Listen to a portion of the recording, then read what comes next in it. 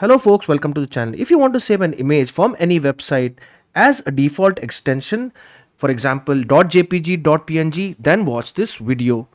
So we'll open the website. I'm doing this on Chrome. You can do this on any other web browser. Look for save image as type extension,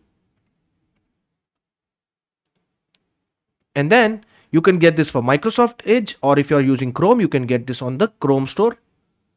I'm using Microsoft Edge, so I'll click on this and then I'll click on get.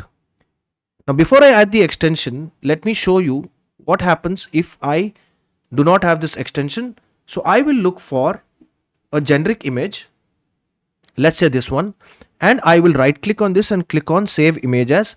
Now you can see that I can only save this image as a WBP file and not a .jpg or a .png. But if I use this extension, now I'll add this extension. If I use this extension, I can right click on this, and now you can see I have got this option save image as type, save as JPG or PNG. Just save that, and there you have it. If this video helped you, then kindly subscribe to the channel. Enjoy your day.